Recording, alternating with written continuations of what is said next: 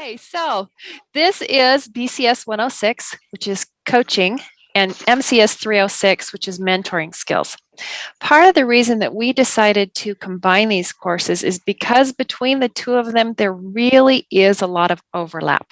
When you're talking about coaching and you're talking about mentoring, a lot of the skills and things that you need to know are very, very similar. So here's the first thing I would like you to put in chat, but don't hit enter yet, is tell me, what is coaching? What do you see as coaching? When somebody says coaching, what does that mean to you, especially in the scouting context? Okay, has everybody got an idea? Go ahead and hit enter. Okay, I see the answers of guiding, teach then guide, helping others understand what they need to do, helping others solve their problems. Coaching is leading the person to the best way of doing things without doing it for them. You're giving them pointers on how to do better, training leaders to give them tools to lead.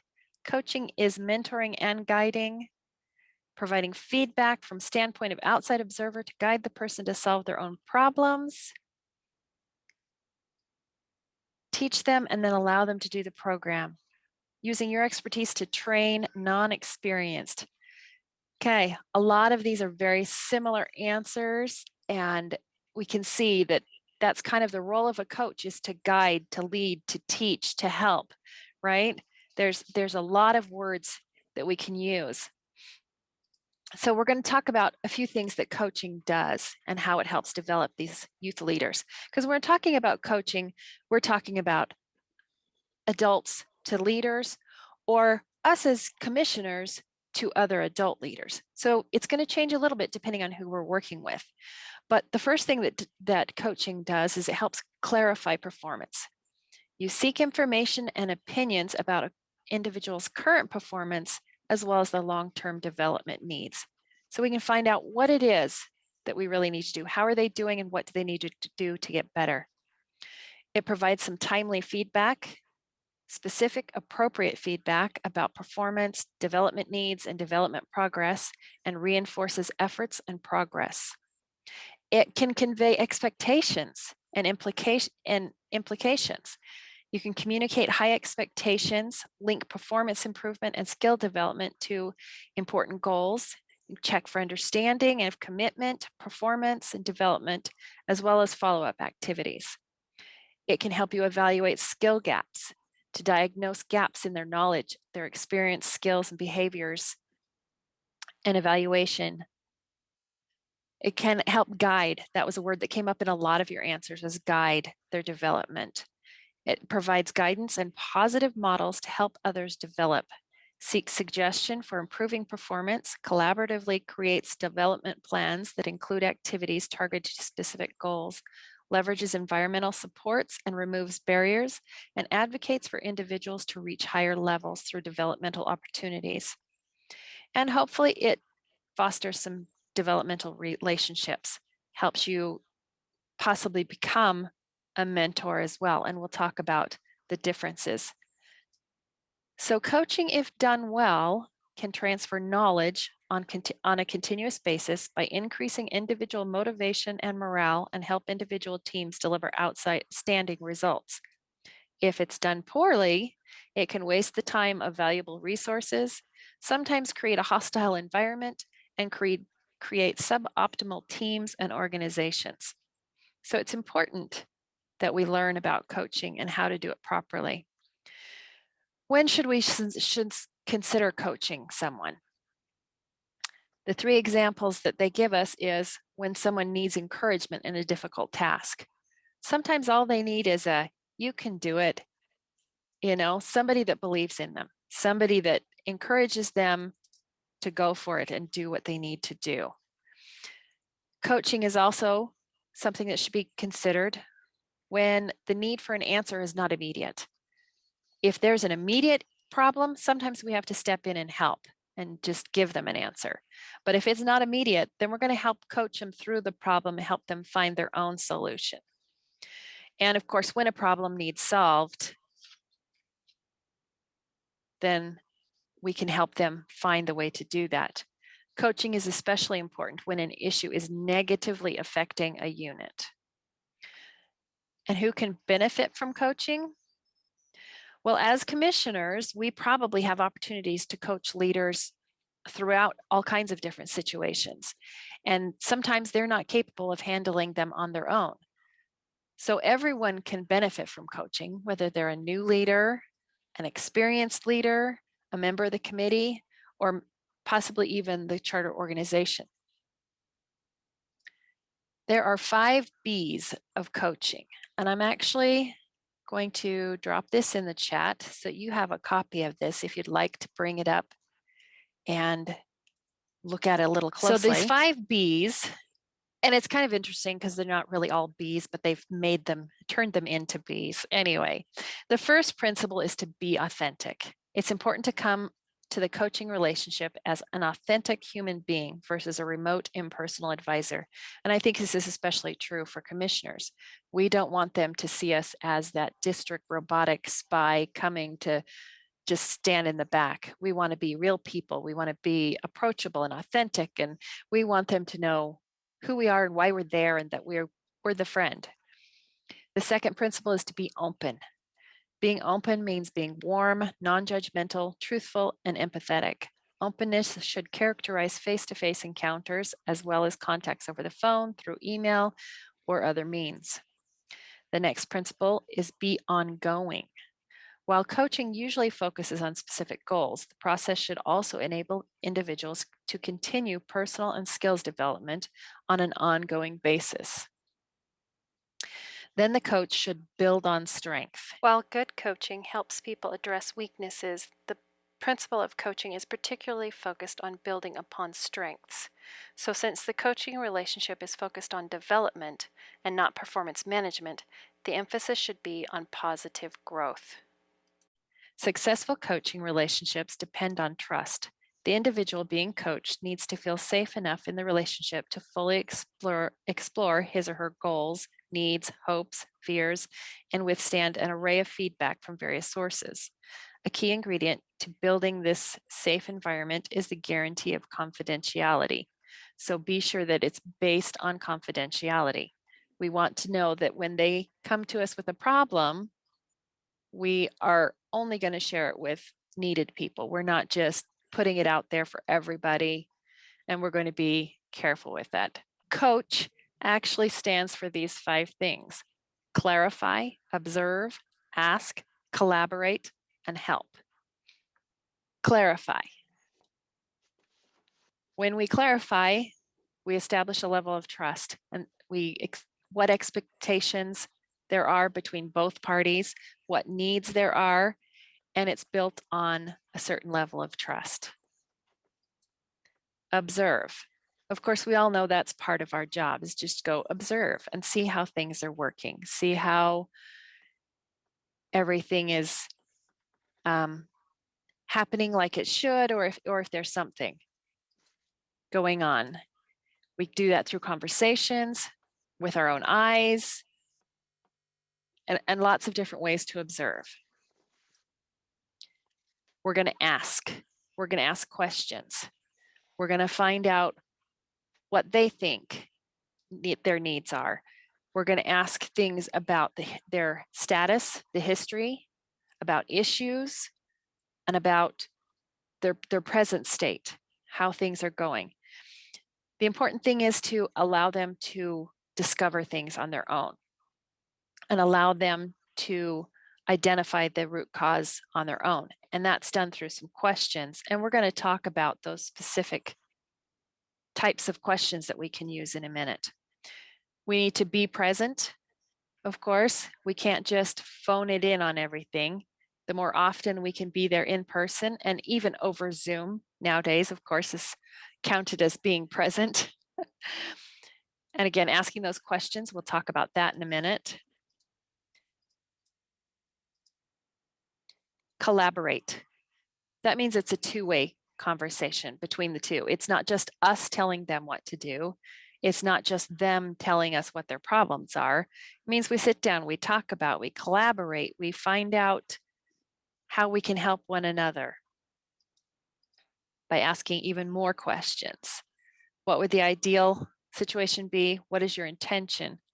Then, of course, we need to be supportive as we're helping, because as commissioners, that's part of our job, is to help them succeed, right? Not to do it for them, but just to support them.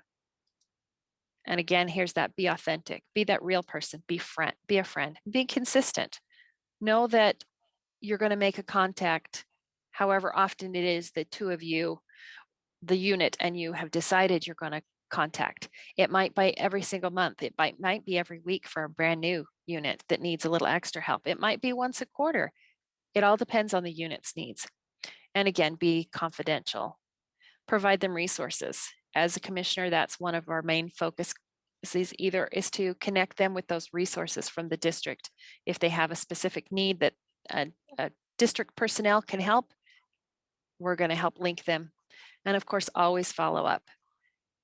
We don't have much trust if we tell them to do something and we're going to help them, and then we never ask them about it again. So there are 4 different types of coaching scenarios. And I thought this was interesting because I hadn't ever looked at it quite in this way before. And I think this is useful with youth, adults, even your own children, probably even your colleagues at work, kind of thing. So their behavior, performance, development, and situational. If it's behavior, it is their behavior that we want to talk to them about. Maybe they're consistently late, or they miss deadlines. They're easily distracted. They're not in uniform. If they're a leader who's not wearing their uniform and not setting their proper example, that again is a behavior. So if we're coaching on a behavior, we might just be, hey, can we talk about, and point out the issue, or it's been brought to my attention that, and let them know, the subject of what you wanted to talk about, and you just kind of talk about it. Performance coaching is on their performance. Maybe it's a very high performer. They're very highly motivated. You're going to approach that differently than a low performer, or somebody who's kind of inconsistent, or sometimes they perform good and sometimes they don't. Someone who used to be really successful and did a great job, and now they no longer do. And so you could always come to them and say, I noticed something's going on with your performance that I don't understand. Can we talk about it? Or can we talk about how you're feeling about your Scoutmaster role, or, that kind of thing. And then that kind of opens up a discussion where you can talk about the performance of what they're doing, which is different than the behavior. Development coaching is when there's a brand new leader that we need to, work on their development, or a change in leadership in the unit. Maybe you need to evaluate the unit leadership and see if there needs to be a change. Or of course, there's unit growth. Maybe they're just getting really large and they need to split, or maybe they're just getting a new charter partner, and so they're going through some growing pains. And this kind of thing, you could just ask them questions like, what are your personal goals in scouting? What would you like to be doing in 3 to 5 years? To kind of open up the conversation and see how we can help them develop as a leader. And the last one is situational coaching. And it's going to be a little more impromptu, happens almost any time. It's the kind of thing that you're just there at a meeting, or you run into them somewhere and you're going to say, hey, is now a good time to talk, or would tomorrow be better? Hey, good job on that PAC meeting. And it just kind of opens up. You can ask questions of, what are your unit challenges? Is there anything you want to do different next year? Just any kind of question that, depending on the situation that you're in at that very time, is a form of coaching. So now I'd like you to enter in the chat again. Now that we've talked about coaching, if I say mentoring, what does that mean to you? What do you see as mentoring? So everybody got some ideas? Go ahead and post them.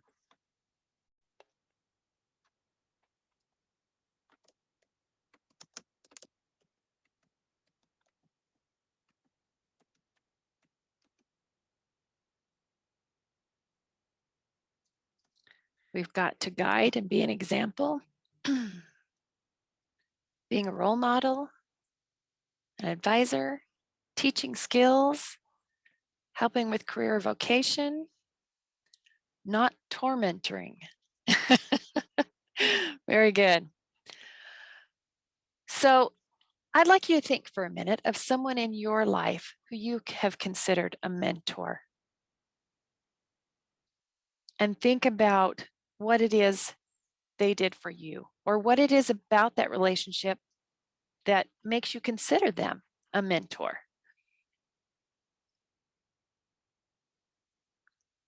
And if you can think of specific example of why that person is a mentor to you, go ahead and put that in the chat also.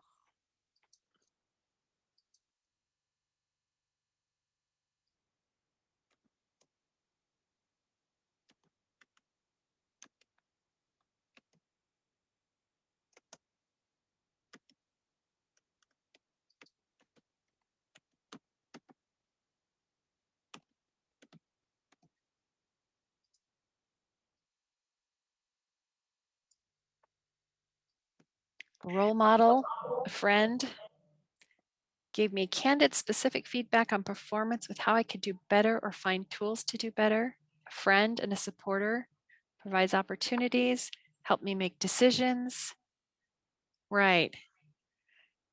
I know that I had someone that I really look up to in scouting. And a few years ago, I was asked to fill a specific role in the council.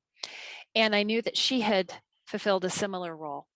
And so she was the first person I called and I said, okay, help me understand what is really involved in what they're asking me to do. Do I want to do this? Do I not want to do it? What are the pros? What are the cons? What do you think? Am I capable of it? You know, and so I really looked to her to help me decide whether I was going to take that position or not, because I trusted her and I knew that she'd been there and done that, and she knew the ins and outs of the opportunity that was before me, right? So this image shows us some of the differences and the overlapping qualities of coach versus mentor. You can see there are parts where coaching and mentoring overlap.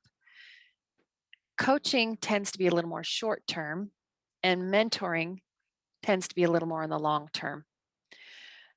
Coaching tends to be more on skills, knowledge, behaviors, and mentoring tends to be a little more on perspectives and kind of development and ideas and that kind of thing. So are mentors assigned? As a unit commissioner, when we're assigned to a unit, are we assigned to them as a mentor?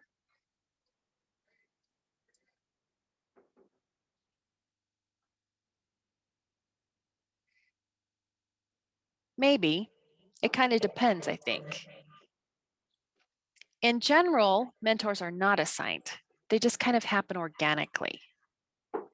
And it's someone that you look up to and trust to turn to help ask them to help you guide or something.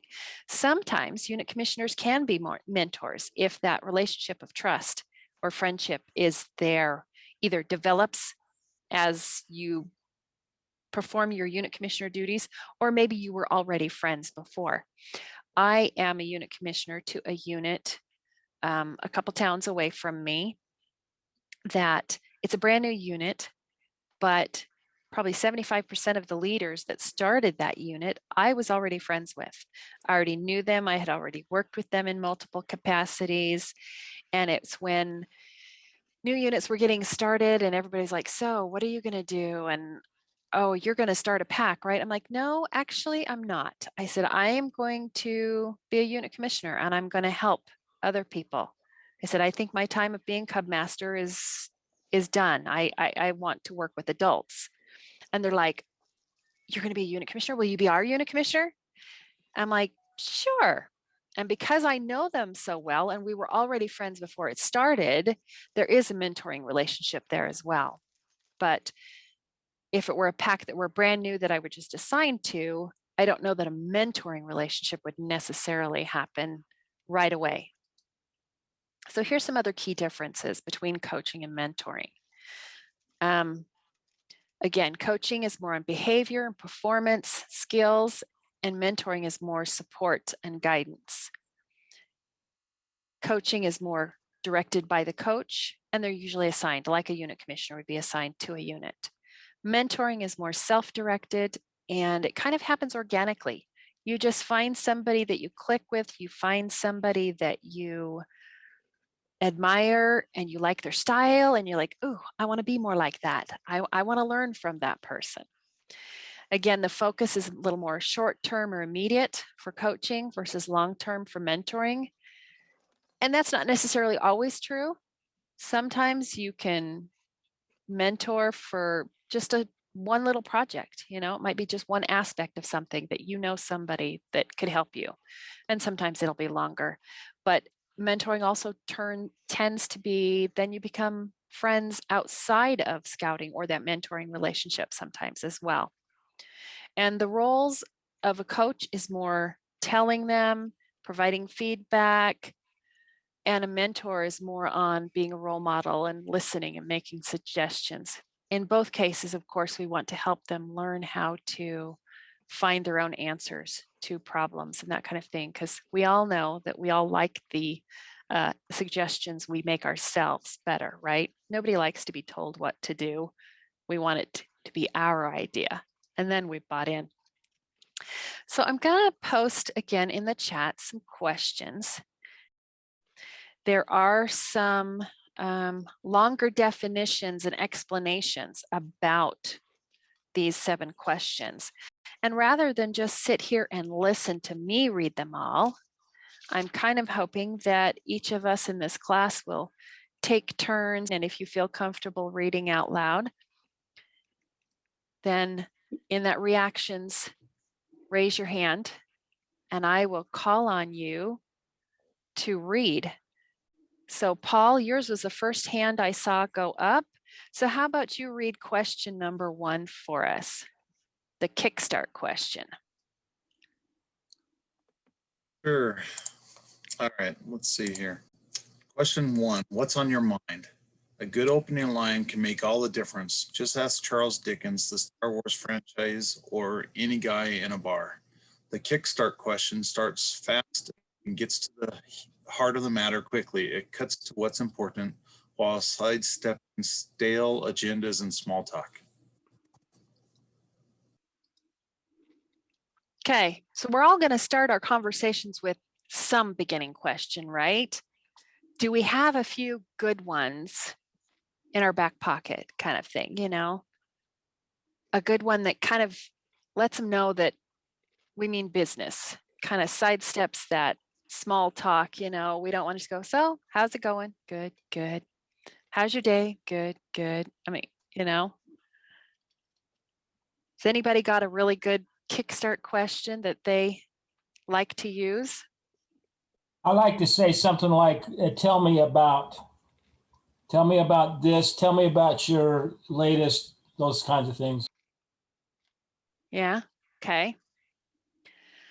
Anybody else got their hand up? Kenny, you're ready. How about you read number 2 for us? The AWE question keeps the flame of curiosity burning. And what else? May seem like 3 small words, but it's actually the best coaching question in the world. It's because someone's first answer is never the only answer and rarely the best answer. There are always more answers to be found and possibilities to be uncovered. Equally as important, it slows down the question asker's advice monster. That part of every manager that wants to leap in, take over, and give advice, be an expert, solve the problem. Okay. I don't see anyone else with their hand up, so I'll read number 3 while you think about putting your hand up to help with number 4. Number 3 is the focus question. When you ask, what's the real challenge here for you? It gets to the essence of the issue at hand. This question diffuses the rush to action, which has many people in organizations busily and cleverly solving the wrong problems. This is the question to get you focused on solving the real problem, not just the first problem. An example I heard recently is you have a scout troop that didn't attend summer camp, right? And you go to them and you ask, hey, I noticed you guys didn't attend summer camp. Why not? Oh, we didn't have the money. So if you start trying to solve the problem of not having the money, are you sure you've actually gotten to the root of the problem? If you ask them, oh, so why didn't you have the money? Well, because we didn't participate in fundraising. We didn't do anything about it this year. Okay, so why didn't you participate in fundraising? Well, we didn't have anybody on the committee willing to do that, or, I mean, so if you can ask, what else was involved here? What else is a problem? You can dig a little deeper and maybe you'll find out the true problem was the fact that the committee just dropped the ball on the fundraising, which didn't allow for enough money to go to camp. So, maybe the problem is committee, not actually the fundraising, not actually the not going to scout, and so you can ask additional questions and find out, okay, and what else is an issue? What else is a problem? And we're actually going to talk about the and what else a little bit later too. So if you can, it does helps you. And in fact, those first 3 questions help you focus in on the real problem and figure out, okay, what is the real issue we need to solve here? And then the next questions can help you find out what you're going to do. So I saw another hand. Sean, you want to read number 4 for us? Yes, And then we'll have Rick. What do We'll you have want? Rick read number 5. This is the foundation question. It's trickier than you think to answer, and many disagreements or dysfunctional relationships will untangle with this simple but difficult exchange. Here's what I want. What do you want? It's a basis for an adult relationship with those you work with and powerful way to understand what's at the heart of things.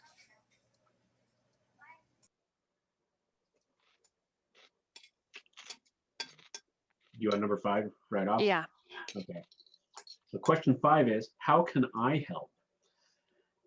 It might come as a surprise that sometimes managers' desire to be helpful can actually have a disempowering effect on the person being helped. This question counteracts that in 2 ways. First, it forces the other person to make a clear request by pressing them to get clear on what it is they want or need help with.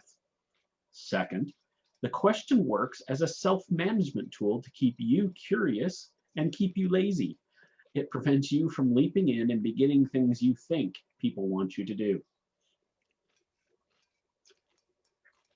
Yeah, and I think that's great because like it mentioned, asking how can I help means they have to think of how you can help rather than me suggesting, oh, well, can I do X, Y, and Z for you? Now I'm telling them what I think the solution to their problem might be, and here's how I can do it for you. We want to just ask, how can I help? And let them suggest what they can do.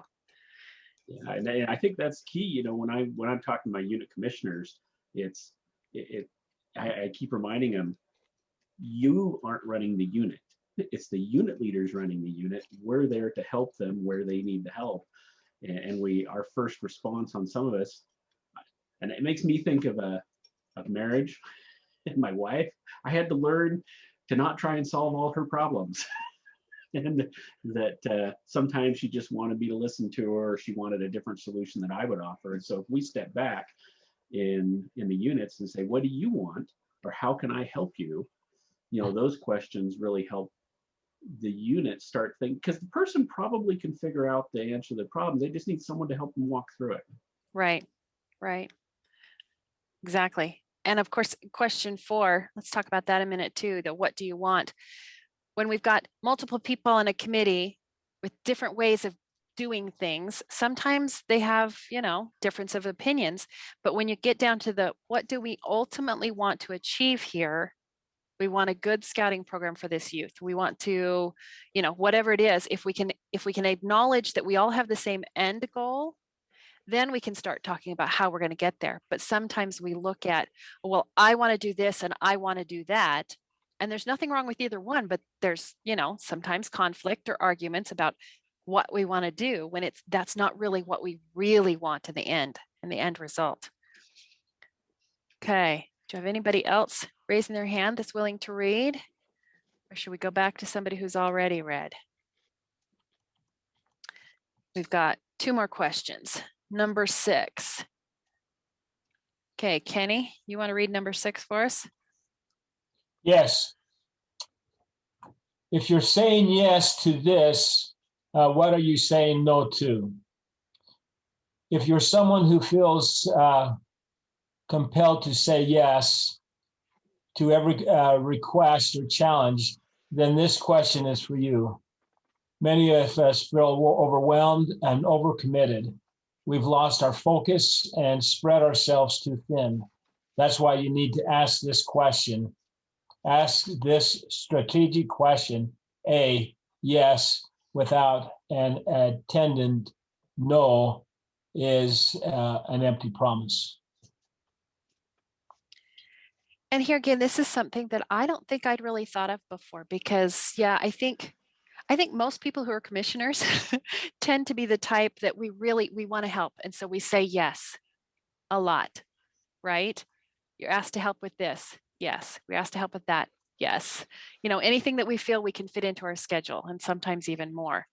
And yet, have you ever asked yourself, okay, if I'm saying yes to this, what am I saying no to?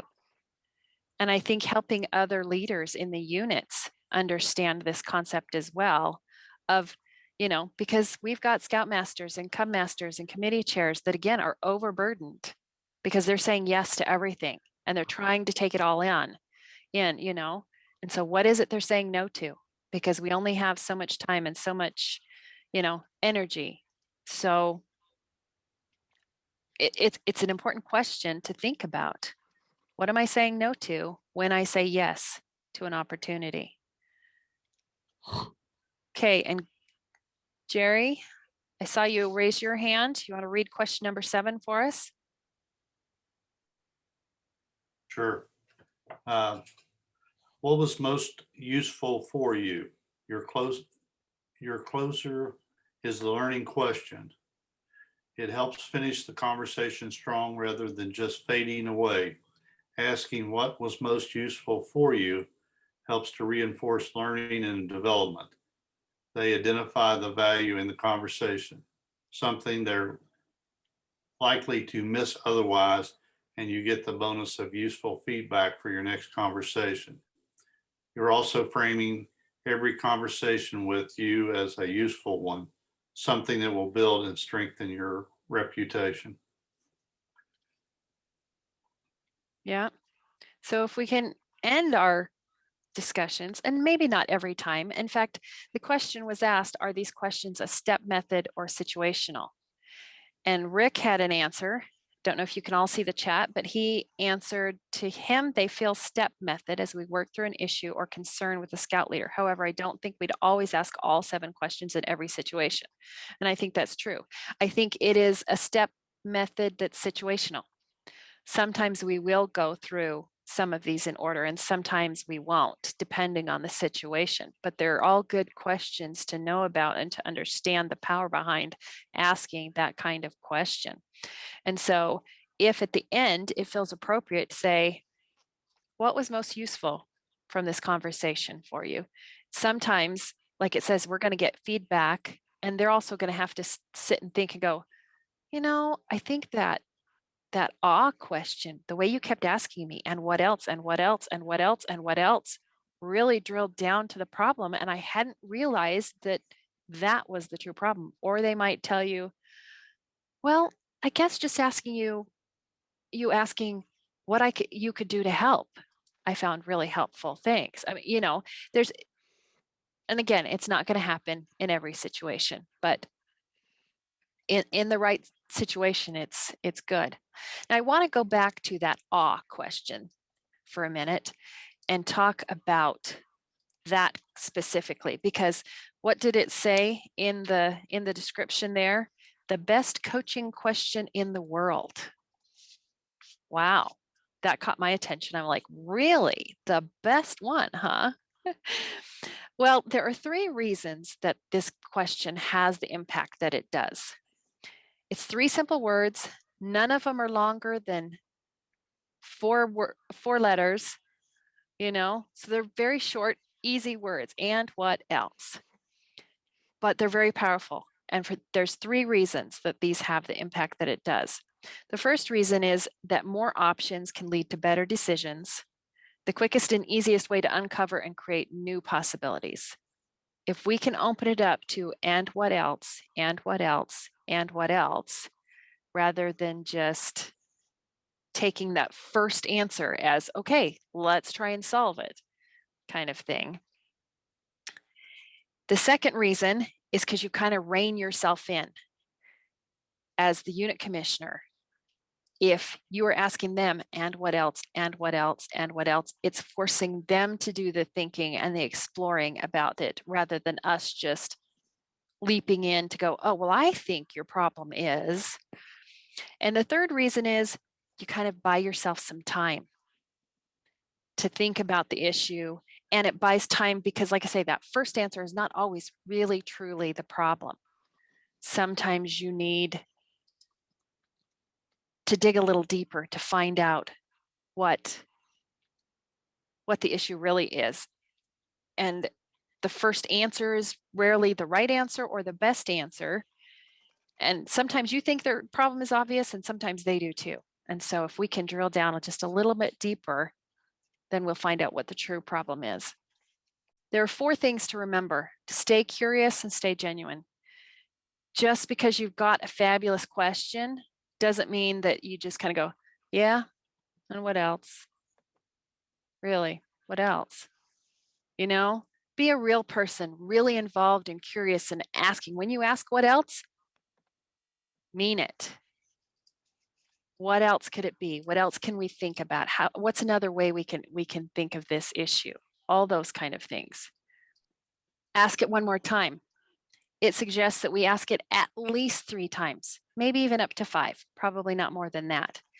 Because in general, people tend not to quite ask that enough times to drill down to the true issue at hand here. And then number 3 is to recognize success. When we are in a conversation and it's moving strong, we could just kind of add one more. Is there anything else that you can think of? Just kind of wrap it up, recognize, hey, we have gone through, this issue in depth. Recognize that we have accomplished something in this conversation. And then, of course, move on when it's time. We don't want to just labor it and keep wondering what else. It could get old if we went on for too long. Okay, I see Jerry raised his hand. Did you have a question? Yeah, on number 1, Yes. I guess when I was thinking about, I used to do consulting work for art groups. And the challenge I saw was I recognized what their problem was after looking at their finances, looking at their program, but convincing them of what their problem is. Obviously getting buy-in from the unit is critical. So I'm taking question 1 is you don't come in and say, here's your problem. You ask them kind of like, well, they say, what's on your mind? But what about if it's rephrased? What are the top 3 things wrong with your unit that you see, or what can I help you with? Is that how you're reading number 1? Yeah. What does everyone else think? I agree.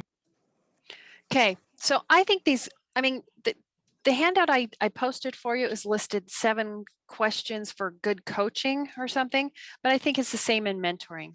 When you're a mentor, much of it is the same kind of questions, but there's also the additional 7 qualities of a good mentor. I've posted a handout that explains more about that in the chat as well. And we won't go over that entire thing, but hopefully you've got it. If you don't, you can email me and ask me to send you them or send the link. And we are about out of time. So are there any other questions or comments about mentoring and coaching, the difference between the two, the similarities between the two? Hopefully it's a little clearer to you now.